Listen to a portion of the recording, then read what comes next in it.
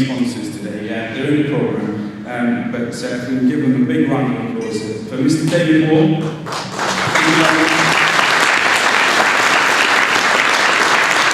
And Mr. Robert Hansgrove, thank you. STI Limited. And Mr. Stewart.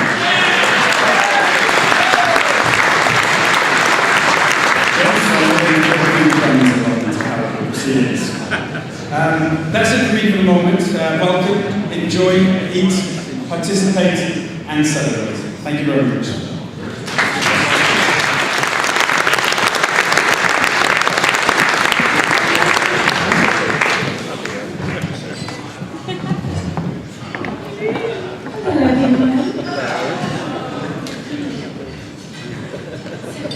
Nominations have been received over a 12-month period, but this nominee and winner of the award has been known to the judging panel for some time, and it was reinforced when Jim Davidson and James Blunt headed to Afghanistan earlier this year. In their considerations, the judges honed in on this recipient for her unique personality and care for the welfare of injured servicemen, particularly at the point of undergoing serious operations at Selly Oak Hospital. The judges felt that the recipient clearly demonstrated great empathy and understanding with those in her care. And so the winner is Sergeant Kes Bradley.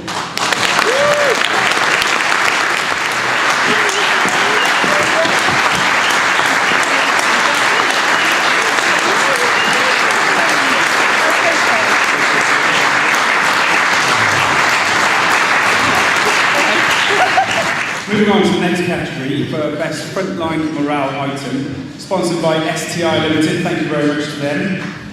The judges have asked me to present this award. Now, in considering this award, the judges evaluated a wide range of initiatives, but clearly saw the value the recipient gives by delivering a morale-boosting project of real quality, perhaps the most difficult time of year. And the judges pay special recognition for logistical achievement as well. The winner is UKPU Thanks. Well, ladies and gentlemen, this is a real surprise. We weren't actually expecting this at all. BFF is great. They contribute to us in our box. Last year and again this year, they put the DVD in our box, which the soldiers, sailors, airmen all absolutely adore. So thanks BFF, thanks Jen, thanks Mark, and thanks everyone. A significant contribution by a member of the public or company. Here to present the awards, representing the BFF trustees, is General Peter Pearson. Considering this award, the judges were particularly impressed by the self-deprecating and humble way this small business acted and effectively produced a very positive result in a unique manner, but one nonetheless they clearly understood.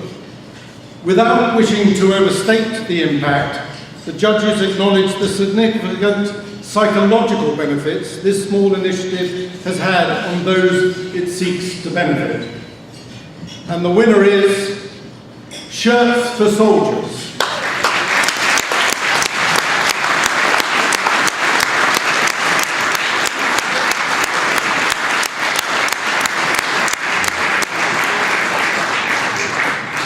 Unfortunately, Emma Willis, who owns Shirts for Soldiers, cannot be here today. And before I ask Mark Cann to come up and accept the award on her behalf, I would like just to say a few words.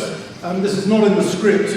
But what happens is Emma or her very, very good associate goes along to Headley Court and they measure up our soldiers, some of whom clearly are limbless, for a bespoke German Street shirt. And the psychological effect that has, A, on the fact that somebody is interested enough to give them a ready-made shirt, a personally made shirt, but also the psychological effect, believe it or not, of somebody touching them in a way that is normal, other than a nurse or somebody who's there to do physiotherapy, has an enormous effect on the soldiers, airmen and sailors who are in Headley Pool. Contribution to military morale by a public figure. The judges considered a considerable number of nominations in this category and consulted widely. Sadly, the winner cannot be with us today, but guess who? Yes, Mark Cann was on hand and able to take the award to the winner whilst backstage on a recent show. The winner is Jeremy Clarkson. I've never won a BAFTA. I don't want to win a BAFTA, but this, if I had my glasses on, would be some British Forces Foundation for what is it, improving the morale? This is how old I've become. What does that say? For the outstanding contribution to military morale by a public figure. I've never won a BAFTA, and I don't really want to win a BAFTA, but this, an outstanding contribution to military morale by a public or pubic figure. Pubic, perhaps it's referring to my hair, that's what it is, by somebody with pubes on their hair. If this is sincerely meant, and I'm assured it is, then I'm very honoured, very flattered that I should be given it.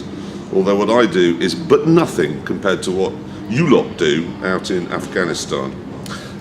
Thank you very much. Thank you, really, really, really big thank you.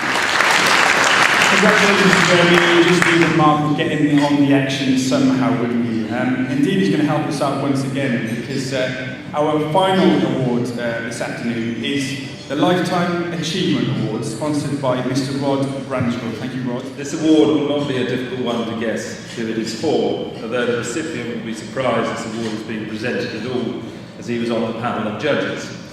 But this was agreed separately and conspiratorially by the other judges. One could eulogise about this person's achievements that go back over 30 years in the service of the armed forces, on the front line, in most cases, with only the beneficiaries knowing him.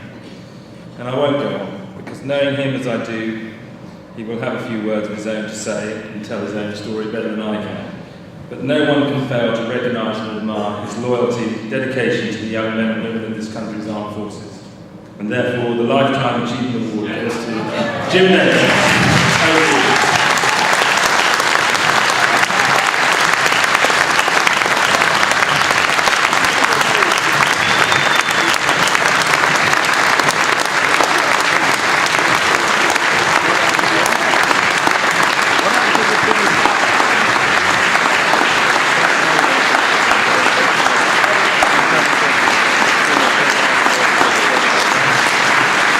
Doing this for a long while, and